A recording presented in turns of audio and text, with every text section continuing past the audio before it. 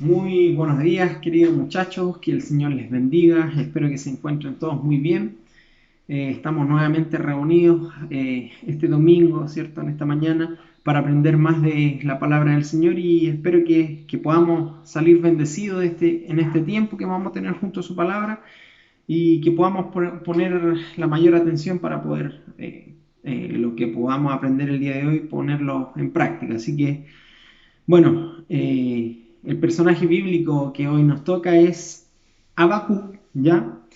Así que vamos a aprender más de este personaje y quiero que busquen en sus Biblias el libro de Habacuc, ya que es uno de los tantos profetas menores y a veces medio complicado encontrarlo donde está.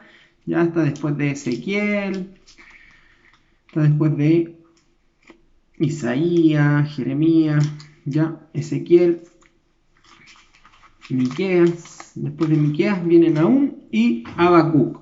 Ya está justo donde está un lotecito de hartos libros, ¿cierto? Antes de Mateo. Así que si lo pueden buscar en sus casas, ahí se encuentra, son tres capítulos, ya cortitos, pero vamos a ver más o menos qué es lo que nos quiere enseñar el día de hoy nuestro Dios, ¿ya? Así que vamos a partir orando y pidiéndole al Señor que nos guíe en este tiempo. Así que si pueden inclinar su rostro para orar y pedirle al Señor que nos guíe en este tiempo, háganlo junto conmigo, ¿ya? Oremos, muchachos. Bueno, Padre Santo, le damos las gracias, Señor, por este tiempo que vamos a tener junto a su palabra. Señor, le rogamos y le pedimos perdón, Señor, nuevamente por todas nuestras faltas, por todos nuestros pecados, Señor. Sabemos que a diario te fallamos, pecamos contra ti, mi Dios, y te pedimos que seas limpiándonos, ayudándonos a cada día a ser mejores hijos suyos. Denos la fortaleza, Señor, para poder vivir para ti, Señor, honrarte con nuestro vivir, límpienos de toda maldad y le pedimos, Señor, que hoy hable también a nuestras vidas, Señor, y que todo lo aprendido podamos ponerlo por obra, Señor. En el nombre de Jesús, bendiga a cada uno de los muchachos que está viendo este video, Señor, seas tú hablando a través de mí, Señor, a ellos también. En el nombre de Jesús se lo pedimos. Amén. Bien, muchachos. Bueno, la idea principal de Habacuc es que el hombre de fe alaba a Dios incluso en los tiempos de dificultad, ¿ya? Es muy difícil alabar a Dios, ¿cierto? Cuando está yendo todo mal, ¿cierto? Cuando pasan situaciones que muchas veces son complicadas de llevar.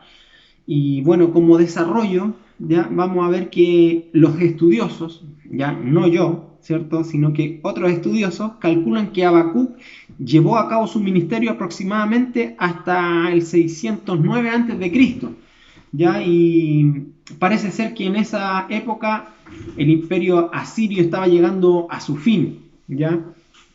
Que una nueva potencia dominante se le estaba levantando en el Medio Oriente y esa potencia era Babilonia, ¿ya?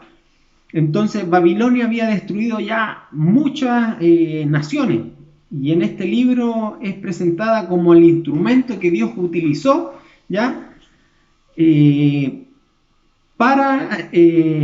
contra de Judá, ¿ya? Que utilizó para castigar también al pueblo de Judá.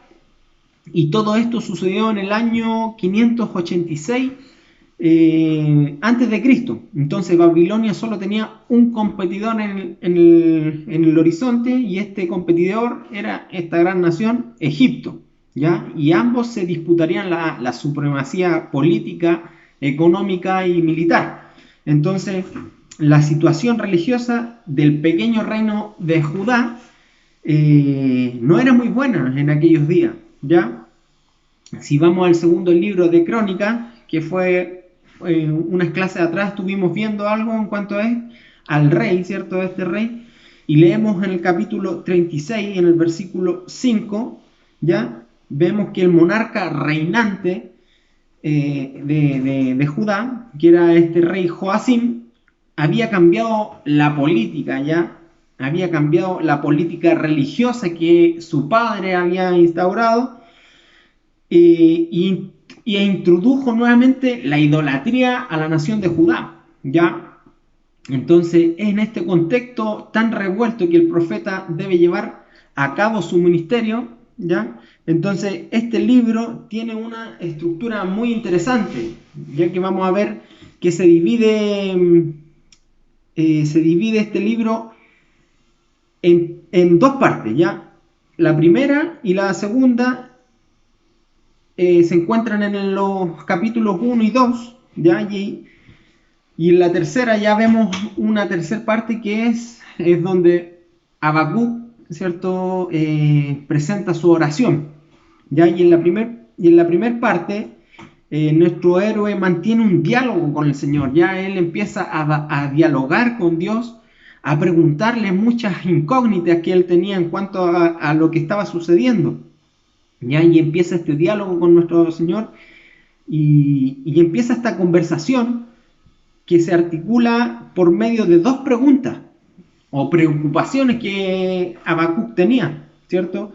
Entonces, ¿qué es lo que pasa? A la siguiente respuesta vemos que Dios le responde, ¿cierto? En la segunda parte y después viene la parte de la oración del profeta. Bueno, pero vamos a ver las preguntas o las preocupaciones que tenía este profeta Habacuc y dice que en su primera inquietud, que la podemos encontrar en el versículo 1 al 11 del primer capítulo, dice, el profeta expresa su pesar por la injusticia, ¿cierto? Reinante en Judá, o sea, por su propio pueblo, ¿ya? La injusticia que estaba viviendo por cómo estaba llevando este rey, Joacim, ¿cierto? Cómo estaba llevando su nación, porque ya había metido ¿cómo se llama? La idolatría, ¿cierto? A su nación, y le pregunta al Señor, ¿cuándo piensa juzgar? ¿Cuándo piensa juzgar a los malvados? ¿Por qué no hace algo, ¿cierto? Y vemos en el versículo 1 al 4, vemos que el profeta empieza a preguntar la profecía, dice, ¿hasta cuándo, oh Jehová, clamaré y no oirás? Y daré voces a ti a causa de la violencia y no salvarás. ¿Por qué me haces ver iniquidad y haces que vea molestia? Dice, destrucción y violencia están delante de mí y pleito y contienda se levantan. Por lo cual la ley es debilitada y el juicio no sale según la verdad, por cuanto el impío asedia al justo. Por eso se sale torcida la justicia. Entonces, vemos la pregunta, ¿cierto? La inquietud que tenía Habacuc al preguntarle hasta cuándo iba a hacer algo en cuanto a esta injusticia que se estaba viviendo en Judá. Y bueno, habremos notado que esta pregunta le sigue con una respuesta de parte de Dios, ¿ya? Y, y esta respuesta de parte de Dios, Dios le dice al profeta que él sigue estando presente en todos los asuntos de la historia humana, ya él nunca se va a olvidar de nosotros, él siempre está presente a pesar de que muchas veces puede que él esté en calma y vemos que no hace nada, pero él está ahí presente por algo, ya, él está en calma por algo. Entonces, y al leerlo, ¿cierto? Bueno, vemos que él le avisa que será precisamente Babilonia, ya, el instrumento de juicio para Judá, una nación perversa, ¿cierto? Una nación que era de temer. Y en los versículos 5 al 11 lo encontramos. Entonces la respuesta del Señor le causa un poco de perplejidad también al profeta y lo lleva a plantearse otras preguntas más, ¿cierto? La segunda pregunta o la segunda preocupación que él tenía, que podemos encontrarlo en los versículos 12 del capítulo 1 y en el capítulo 2 hasta el 20, ¿cierto? Habacuc no puede entender cómo Dios podía usar a una nación totalmente depravada, ¿ya? Como lo era esta nación Babilonia, ¿ya? Entonces, él se preguntaba cómo Dios podía usar a esta nación totalmente depravada, como eran los babilonios, ¿cierto? Para juzgar a Judá, que entre comillas, ¿cierto? Era parcialmente justa, ¿ya? Entre comillas, porque también tenían cosas, pero si se comparaba la nación de Judá con Babilonia, ellos eran unos santos, ¿cierto? Pero Dios responde con una afirmación maravillosa, ¿cierto? Entonces, el Señor le dice, el justo por la fe, por su fe vivirá. Entonces, es decir, confiando en el Señor. Así, de esa forma se podía vivir. Dios le da o le revela al profeta que también Babilonia sería juzgada a su tiempo, por su depravación, por su mal comportar, por su maldad, ¿cierto? Y lo podemos leer en los versículos del capítulo 2, en el 6, versículo 6. Miren lo que dice el versículo 6.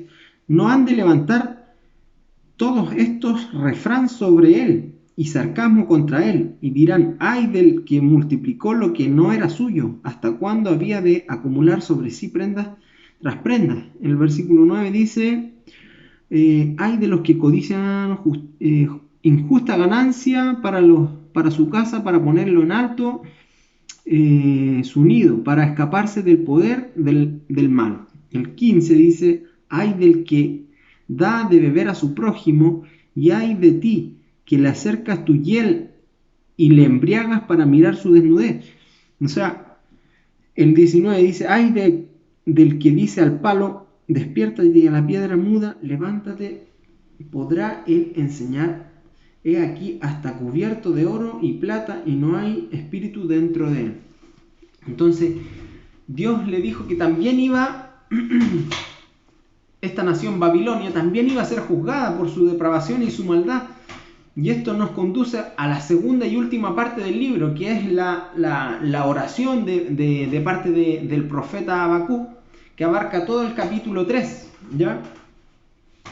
Y de este corto texto bíblico, si nos detenemos un poco en ello, veremos que incluso hasta esta última parte del libro tiene 3 divisiones más, ¿ya? Del capítulo 3. Y la primera parte del profeta hace una petición de misericordia, o sea, ten misericordia de nosotros, Señor, ¿cierto? No te olvides, incluso cuando impartas tu justicia, ten misericordia de nosotros, ¿cierto? Y en la segunda, Habacuc expresa y recuerda los hechos poderosos de parte de Dios, ¿ya? En el versículo 3 al 15 del capítulo 3. Y finalmente, en la tercera, nuestro héroe hace una declaración de fe y confianza en el Señor que ha sido motivo de inspiración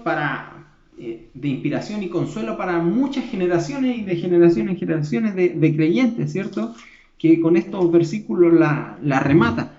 Fíjense lo que dice del 17 al 19, dice, aunque la higuera no florezca, ni las vides haya fruto, aunque falte el producto del olivo, y los labrados no den mantenimiento, y las ovejas sean quitadas de la majada, y no haya vacas en los corrales, con todo yo me alegraré en Jehová, y me gozaré en el Dios de mi salvación.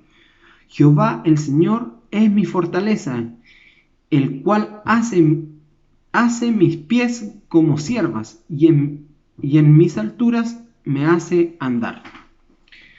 Entonces, qué tremendos versículos, a pesar de que, ¿cierto? Él declara su plena confianza en Dios, a pesar de que pueda que haya juicio, pueda que haya una situación, pero ya fuera de control, dice, aunque la higuera no florezca, ¿cierto? Aunque la situación esté, pero muy complicada, ¿cierto? Con todo yo me alegraré, dice el 18, con todo yo me alegraré en Jehová, y me gozaré en el Dios de mi salvación. O sea, fíjense lo que dice este profeta, ¿cierto? Que remata con estos versículos de la confianza que él tiene, ¿cierto? A pesar de la situación complicada que se pueda estar viviendo, tanto personalmente o como nación, que nuestra confianza no dependa de lo externo, ¿cierto? En el Señor, de que si todo anda bien, nosotros confiamos en el Señor, pero si todo anda mal, nuestra fe, ¿cierto? Nuestra confianza, nuestra alegría en Él decaiga, ¿no? Tiene que ser siempre, ¿cierto? No por las cosas externas. Entonces, ¿cómo podemos aplicarlo todo esto en este mundo postmoderno ya?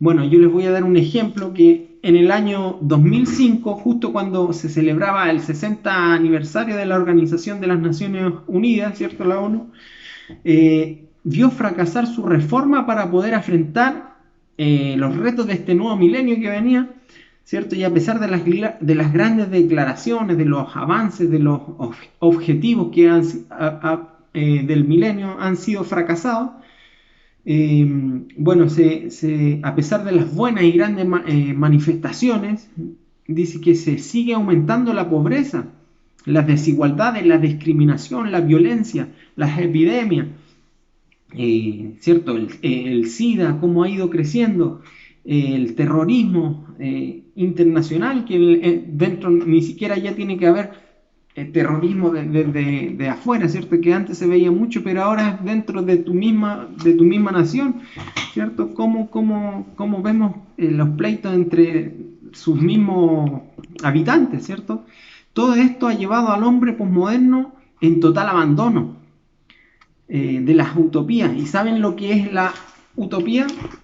Bueno, una utopía es un plan de sistema de gobierno en el cual se concibe una sociedad perfecta y justa, donde todo ocurre sin conflicto y en armonía. O sea, en el mundo de Bill Zipap, ¿cierto? Entonces ya no existe la fe en el progreso del ser humano y la civilización. La gente ha perdido, ¿cierto?, la confianza. Se ha perdido la confianza, la capacidad humana para resolver estos grandes problemas o estos grandes retos de la humanidad, de poder tener un mundo justo, ¿cierto? Tener una igualdad entre todos, ¿cierto?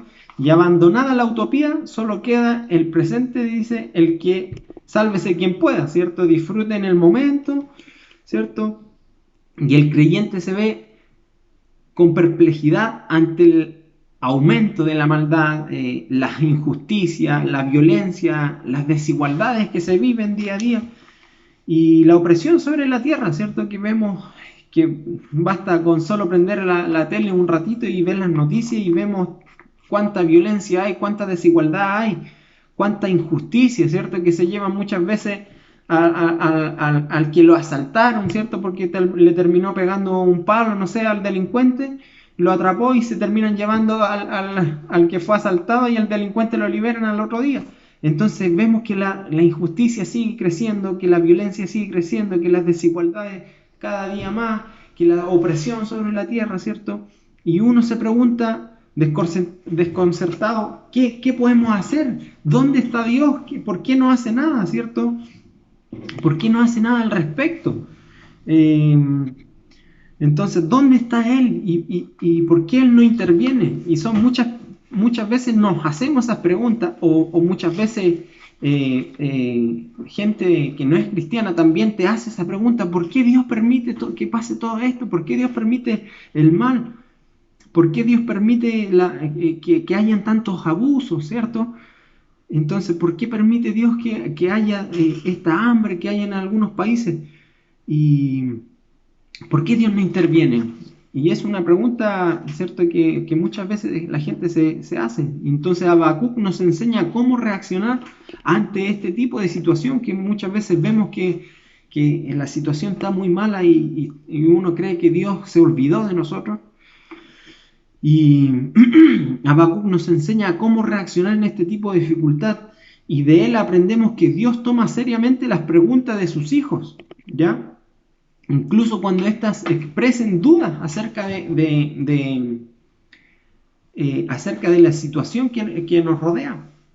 Entonces Habacuc también nos enseña que el justo se mantiene fiel, aunque cuando las pruebas de la bondad y la justicia de Dios no resulten evidentes. O sea, a pesar de que cuando no veamos, ¿cierto?, la mano de Dios, debemos confiar en Él, ¿ya? Y Habacuc también nos enseña que el justo se mantiene fiel siempre, aún en medio de las pruebas. Entonces, finalmente, Habacuc es un buen ejemplo en cuanto a cuál debe ser nuestra respuesta de la persona de fe cuando tiene que afrontar estas situaciones difíciles, que no son para nada fáciles de enfrentar, ¿cierto? Pero debemos recordar la intervención de parte de Dios. En el pasado vimos el ejemplo, ¿cierto?, en esta nación, y depender de Él para afrontar las dificultades presentes y alabarlo mientras esperemos su salvación definitiva. ¿Ya? Aunque veamos que la situación esté muy difícil, confiemos en Dios, que Él siempre está allí y tiene el control de todo.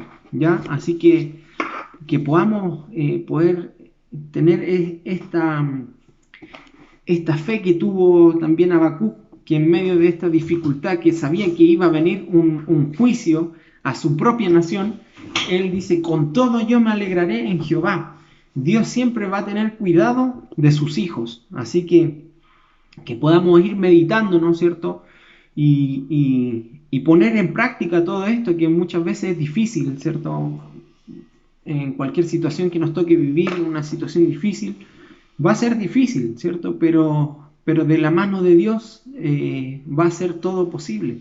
Así que, bueno, preguntas para que nos vayamos meditando, ¿cierto? ¿Es legítimo presentarle a Dios nuestras dudas acerca de su intervención en la historia o incluso en nuestras propias pequeñas historias personales? Justifica tu respuesta, ¿ya? Que es legítimo presentarle estas dudas a Dios.